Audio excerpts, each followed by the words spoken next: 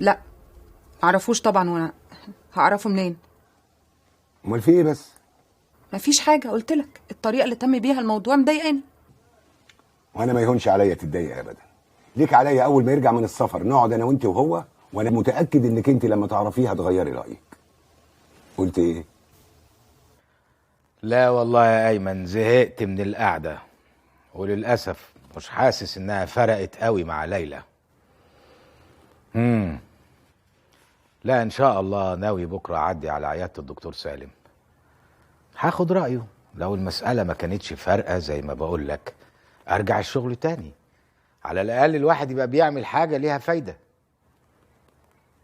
طيب تمام. سلم لي على الرجاله اللي عندك كلهم لغايه ما اشوفك. سلام يا ايمن، سلام.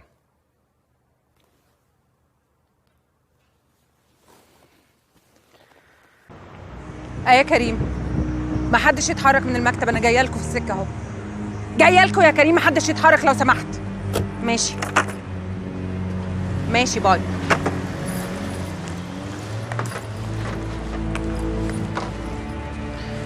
كنتش متخيل ان زيارتي هتوترك بالطريقه دي. عايز ايه؟ انا قلت هتطيري من الفرحه. عايز ايه؟ ولا حاجه، وحشتيني قلت اجي اشوفك. بقول لك ايه يا امجد، كلمتين النصب اللي انت بتشتغلهم على طول دول اعملهم على حد تاني، انا ما بقوش ياكلوا معايا. اخس عليك يا نهال، اخس عليكي. بتشكي في حبي ليكي؟ صدقي جرحتيني بالكلمتين دول. حبك ليا مش لما تعرف تحب نفسك الاول؟ ما بحبش نفسي، يبقى بس ابطل احبك انتي مستحيل. بحب ذمتك، ما وحشتكيش؟ بقالنا قد ايه ما شفناش بعض؟ 7 سنين مش كده؟ 7 سنين وانا بحاول انسى القرف اللي شفته معاك، جاي تعيدهم تاني ليه؟ قلت لك يا نهال وحشتيني. متأكد بقى ان انا كمان وحشتك ومش قادرة تنسيني. انساك ازاي؟ ده انت اكبر غلطه انا عملتها في حياتي. ما تكدبيش على نفسك، انا متأكد انك لسه بتحبيني. الدليل على ده انك حاولتي تتجوزي تاني وتعملي علاقة تانية وفشلتي. عارفة ليه؟ عشان لسه بتفكري فيا. عشان ما عرفتش اعمر مع راجل تاني. عارف ليه؟ لمجرد انه راجل زيك ما عرفتش اعمر مع حد. بذمتك يا بيبي في راجل تاني زيي؟ ها؟ خليكي حقانية. بالمناسبة بنتك اخبارها ايه؟ فريدة اسمها؟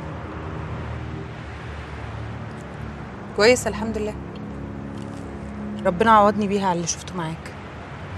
بحاول اربيها كويس عشان ما تتجوزش واحد نصاب زيك. تصدقي وحشتني قلة الأدب بتاعتك. ما تأثر يا أمجد. عايز إيه؟ ولا حاجة. ما أنت ليه مش عايزة تصدقي إن أنا مش عايز منك حاجة؟ أنا بقى عايزة حاجة واحدة بس، تبعد عن سكتي أحسن، أقسم بالله العظيم يعني. من غير هري كتير، ها؟ وقبل ما تقلك عرق،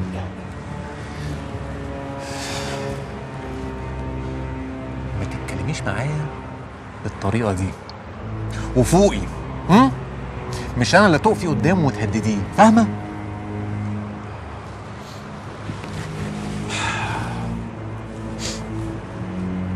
وعشان أريحك أنا هفضل أظهر لك كده زي العفريت عشان بحبك.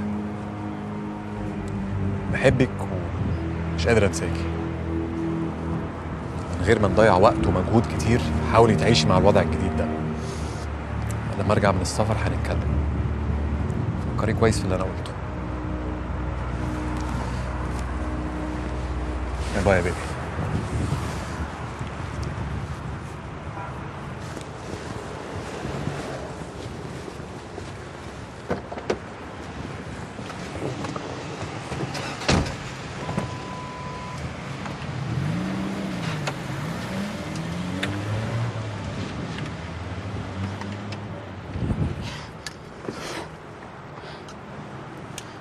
يا ابني انت فاكر الناس دي هتوافق كده بسرعه انهم يطلعوا في التلفزيون ويتكلموا في موضوع زي ده؟ دي مصيبه. انت فاكرهم طالعين في برنامج طبيخ؟ ناس زي دول لو اديناهم قرشين اكيد هيطلعوا في البرنامج.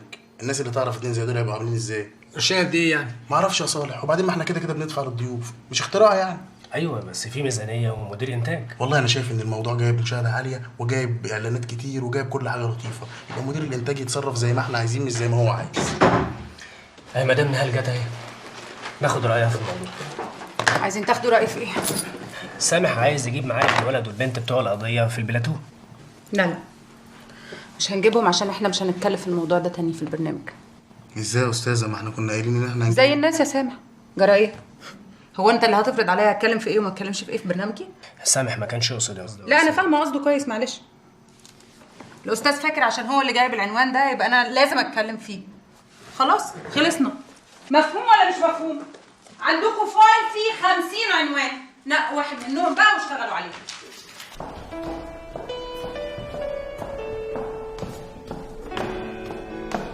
يلا يا حبيبي انا جاهزه. يلا بينا عشان يا دوب كده هنلحق الطياره. مالك يا امجد؟ زهقت. لعلمك بقى انا متفائله جدا، ممكن تتفائل شويه؟ لما نشوف. هو مش هينفع تروح بالطاقه دي. انا دخلت على الويب سايت بتاعهم قالوا الحاله النفسيه مهمه جدا للعلاج. يا حبيبتي دول شويه نصابين. نصابين ازاي يا امجد؟ انت ما سمعتش كريمان قالت ايه؟ دول احدث سنتر في امريكا لعلاج الحالات اللي زيك. يا بيبي انا وانتي عارفين كويس قوي ان انا ما بخلفش ومش هخلف، وانا من الاول خيرتك اذا عايزه تكملي معايا ولا لا. انت اللي اخترتي، فلازمتها ايه بقى المرمطه دي؟ يا حبيبي انا بحبك وانا اخترتك، بس ما فيش مانع ان احنا نجرب. ماشي، بس نجرب في حاجه ما فيهاش اي امل تبقى هبل يا بيبي. هبل ازاي واحنا بعت لهم الورق وهم قالوا تعالوا؟ ايوه، هو في حد هيقول لا للفلوس؟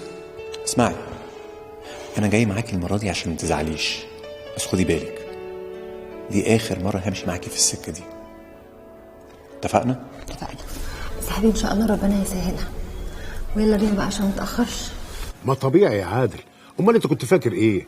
بنتك يا استاذ عندها اكتئاب حاد وحاولت تنتحر. انت كنت فاكر يعني لما تاخدها كده تفسحها يومين هتخف على طول؟ انا ما كنتش فاكر كده ولا حاجه يا سالم، بس برضو انا ما لاحظتش اي تحسن يذكر. ومش هتلاحظ لسه شويه. شويه قد ايه يعني؟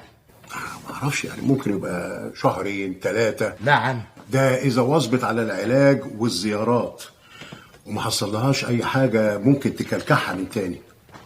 يا سالم بس انا ما اقدرش ابدا اخد اجازه الفتره الطويله دي كلها. سبحان الله، وحد قال لك تاخد اجازه يا جدع انت؟ ما هو انت يا جدع انت اللي لسه قايل لي لازم تفضلها. وانت ما عندكش حاجه وسط؟ يا اما اجازه يا اما البنت ما تشوفش وشك خالص. لعلمك الاجازه اللي انتوا طلعتوها مع بعض سوا وغيرتوا فيها جو فرقت كتير معاها، بس لا انت ولا هي حسيتوا بكده. يا ريت والله يا سالم، هو انا اكره؟ بالنسبه لشغلك لو انت عايز ترجع انت حر، بس اهم حاجه تبقى قريب منها وعينك عليها، والاهم انها تجيني هنا بانتظام. فهمتني يا عادل؟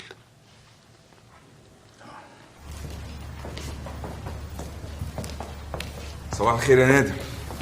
صباح الخير يا فندم. انا جاي لك بنفسي عشان ارجعك زنزانتك، ومش عايز مشاكل بعد كده، مفهوم؟ مفهوم. انا عارف ان اللي حصل لك مش قليل، بس مش معنى كده انك تضيع نفسك، واذا كنت دخلت مظلوم زي ما بتقول يبقى مش لازم تخرج من هنا مجرم. اتفقنا؟ حاضر. يا عسكري خد نادر على زنزانته وبلغ الشاويش انه ما يخرجوش خدمه النهارده. حاضر يا عبد.